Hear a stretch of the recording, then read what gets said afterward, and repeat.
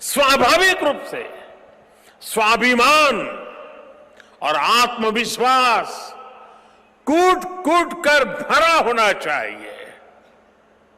लेकिन दुर्भाग्य से हमें इतिहास के नाम पर वो गढ़े हुए नैरेटिव बताए और पढ़ाए जाते रहे जिनसे हमारे भीतर हीन भावना पैदा हो। बावजूद इसके हमारे समाज ने, हमारी परंपराओं ने इन गौरव गाथाओं को जीवंत रखा। साथियों, अगर हमें भारत को भविष्य में सफलता के शिखरों तक ले जाना है तो हमें अतीत के संकुचित नजरियों से भी आजाद होना पड़ेगा। इसलिए आजादी के अमृत काल में देश ने गुलामी की मानसिकता के मुक्ति का प्रण फूंका है। वीर बाल दिवस देश के उन पंच प्राणों के लिए प्राणवायु की तरह है। साथियों, इतनी कम उम्र में साहबजादों के इस बलिदान में हमारे लिए एक और बड़ा उपदेश छिपा हुआ है। आप उस दौर की कल्पना करिए, औरंगजेब के आतंक के खिलाफ, भारत को बदलने के उसके मंसूबों के खिलाफ गुरु गोविंद सिंह जी पहाड़ की तरह खड़े थे। लेकिन जोरावर सिंह साहब और फतेह सिंह साहब जैसे कम उम्र के बालकों से औरंगजेब और उसकी सल्तनत की क्या दुश्मनी हो सकती थी। दो निर्दोष बालकों को दीवार में जिंदा चुनवाने जैसी दरिंदगी क्यों की गई? वो इसलिए क्योंकि औरंगजेब और उसके लोग गुरु गोविंद सिंह के बच्चों का धर्म तलवार के दम पर बदलना चाहते थे। जिस समाज में, जिस राष्ट्र में उसकी नई पीढ़ी जोर जुल्म के आगे घुटने टेक देती है, उसका आत्मविश्वास और भविष्य अपने आप मर जाता है। लेकिन भारत के वो बेटे, वो वीर बालक मौत से भी नहीं घबराए। वो दीवार में जिंदा चुन गए, लेकिन उन्होंने उन आतताई मंसूबों को हमेशा के लिए दफन कर दिया। यही किसी भी राष्ट्र के समर्थ युवा का सामर्थ्य होता है। युवा अपने साहस से समय की धारा को हमेशा के लिए मोड़ देता है।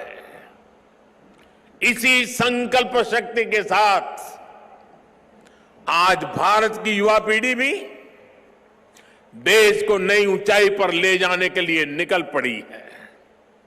और इसलिए अब 26 दिसंबर को वीर बाल दिवस की भूमिका और भी अहम हो गई है। साथियों, सिख गुरु परंपरा केवल आस्था और आध्यात्म की परंपरा नहीं है, ये एक भारत श्रेष्ठ भारत के विचार का भी प्रेरणा पुंज है। हमारे पवित्र गुरु ग्रंथ साहब से बड़ा इसका उदाहरण और क्या हो सकता है। इसमें सिख गुरुओं के साथ साथ भारत के अलग अलग कोणों से 15 संतों और 14 रचनाकारों की वाणी समाहित है। इसी तरह आप गुरु गोविंद सिंह जी की जीवन यात्रा को भी देखिए। उनका जन्म पूर्वी भारत में पटना में हुआ। उनका कार्यक्षेत्र उत्तर पश्चिमी भारत के पहाड़ी अंचलों में रहा और उनकी जीवन यात्रा महाराष्ट्र में पूरी हुई। गुरु के पंच प्यारे भी देश के अलग अलग हिस्सों से थे और मुझे तो गर्व है कि पहले पंच प्यारों में एक उस धरती से भी था, द्वारिका से, गुजरात से, जहां मुझे जन्म लेने का सौभाग्य मिला है। व्यक्ति से बड़ा विचार, विचार से बड़ा राष्ट्र, राष्ट्र प्रथम का यह मंत्र गुरु गोविंद सिंह जी का अटल संकल्प था। जब वो बालक थे तो ये प्रश्न आया कि राष्ट्र धर्म की रक्षा के लिए बड़ी बलिदान की जरूरत है। उन्होंने अपने पिता से कहा कि आपसे महान आज कौन है, ये बलिदान आप दीजिए।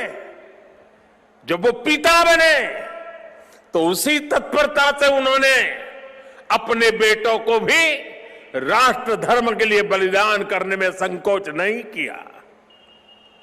जब उनके बेटों का बलिदान हुआ तो उन्होंने अपनी संगत को देखकर कहा, चार मुए तो क्या हुआ, जीवत कई हजार।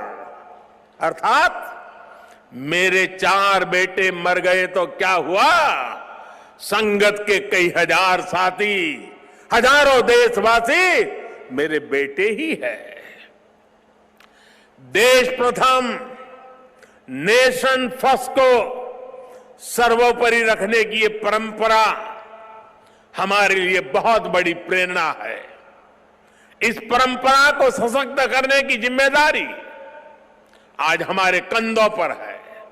साथियों, भारत की भावी पीढ़ी कैसी होगी, ये इस बात पर भी निर्भर करता है वो किससे प्रेरणा ले रही है। भारत की भावी पीढ़ी के लिए प्रेरणा का हर स्रोत इसी धरती पर है। कहा जाता है कि हमारे देश भारत का नाम जिस बालक भारत के नाम पर पड़ा वो सिंहों और दानवों तक संहार करके थकते नहीं थे।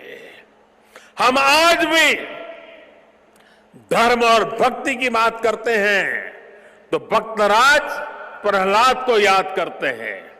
हम धैर्य और विवेक की बात करते हैं तो बालक ध्रुव का उदाहरण देते हैं। हम मृत्यु के देवता यमराज को भी अपने तप से प्रभावित कर लेने वाले नचिकेता को भी नमन करते हैं, जिस नेत्री नचिकेता ने बाल्यकाल में यमराज को पूछा था, व्हाट इज डेथ, मृत्यु क्या होता है। हम बाल राम के ज्ञान से लेकर उनके शौर्य तक, वशिष्ठ के आश्रम से लेकर विश्वामित्र के आश्रम तक, उनके जीवन में हम पग पग पर आदर्श देखते हैं। प्रभु राम के बेटे लवकुश की कहानी भी हर मां अपने बच्चों को सुनाती है। श्री कृष्ण भी हमें जब याद आते हैं तो सबसे पहले कान्हा की वो छवि याद आती है जिनकी बंशी में प्रेम के स्वर भी है और वो बड़े बड़े राक्षसों का संहार भी करते हैं। उस पौराणिक युग से लेकर आधुनिक काल तक वीर बालक बालिकाएं भारत की परंपरा का प्रतिबिंब रहे हैं। लेकिन साथियों, आज एक सच्चाई भी मैं देश के सामने दोहराना चाहता हूं। साहबजादों ने इतना बड़ा बलिदान और त्याग किया, अपना जीवन न्यौछावर कर दिया, लेकिन आज की पीढ़ी के बच्चों को पूछेंगे तो उनमें से ज्यादातर को उनके बारे में पता ही नहीं है। दुनिया के किसी देश में ऐसा नहीं होता है कि इतनी बड़ी शौर्य गाथा को इस तरह भुला दिया जाए। मैं आज के इस पावन दिन इस चर्चा में नहीं जाऊंगा कि पहले हमारे यहां क्यों वीर बाल दिवस का विचार तक नहीं आया, लेकिन ये जरूर कहूंगा कि अब नया भारत दशकों पहले हुई एक पुरानी भूल को सुधार रहा है।